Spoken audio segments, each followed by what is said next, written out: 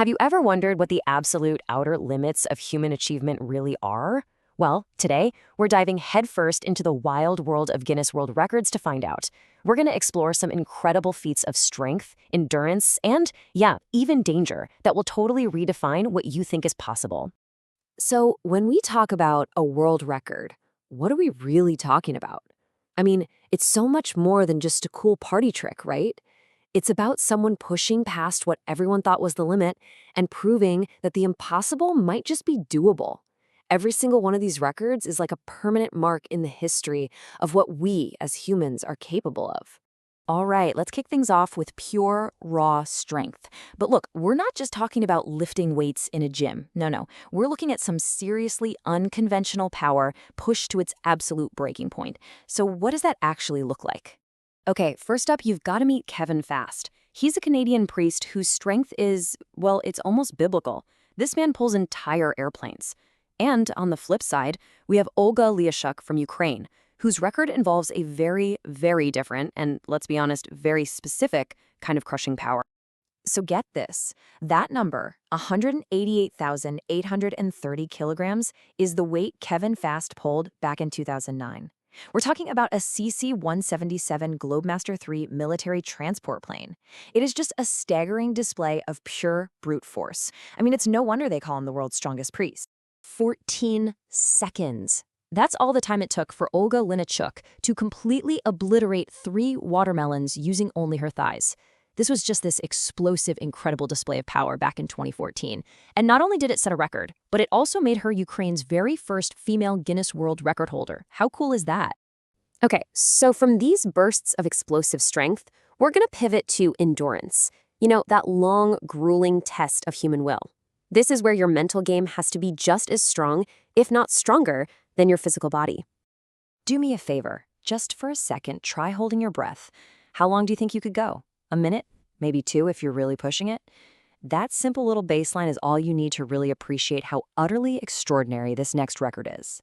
So yeah, the average person taps out around 2 minutes. A highly trained freediver might make it to 9, which is already incredible, but in 2016, Alex Aguirre of Spain went so far beyond that. He held his breath underwater for an unbelievable 24 minutes and 3 seconds. It's just a mind-blowing reminder of the hidden potential our bodies have. But, you know, endurance isn't always just about physical limits. Sometimes it's about pushing the mind to a terrifying psychological extreme. And back in 1999, the magician David Blaine did exactly that, in a stunt that had the entire world glued to their screens. Let's just break down how insane this was. He was sealed inside a glass coffin, which was then buried underground. And just to top it off, they put a giant water tank on top so people could look down and watch. And he stayed there for 7 full days, with no food. This was way more than a physical test. It was an absolute masterclass in mental control. And now we're going to move into a totally different kind of achievement. This is where that strength and endurance we've been talking about gets combined with a life-or-death precision. These are the records where one tiny mistake means absolute disaster. Just take a second and try to picture this. I mean, really picture it. You're not just balancing something, you're balancing another human being, your brother, no less, on your head. Their body is perfectly straight up, and it's all on your neck strength and your balance. Now imagine you have to start moving. And you're not just moving, you're climbing 90 stairs in under a minute. That's exactly what the Vietnamese brothers Giang Quoc Co and Giang Quoc Niep did. One balanced the other on his head as they just walked up this massive staircase. It's a breathtaking display of perfect balance and, honestly, profound trust. I mean, seriously, think about the stakes. The slightest wobble, one tiny shift in balance, and it could have been catastrophic.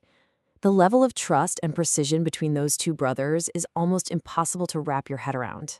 If you thought that was nerve-wracking, this next feat of precision is right up there. In 2018, an Indian martial artist named B.S. Reddy sliced 49 watermelons in 1 minute. The catch?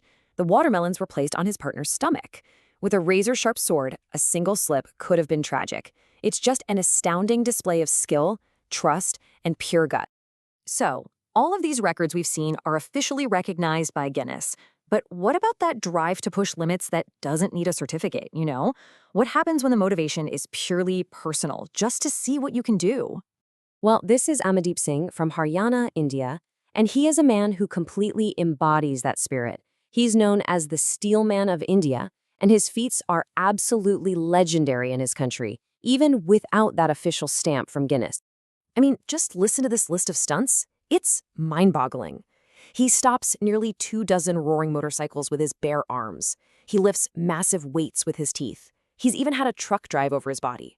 He's done over 2,000 of these kinds of stunts, all of it driven by this deep personal quest to find his own limits.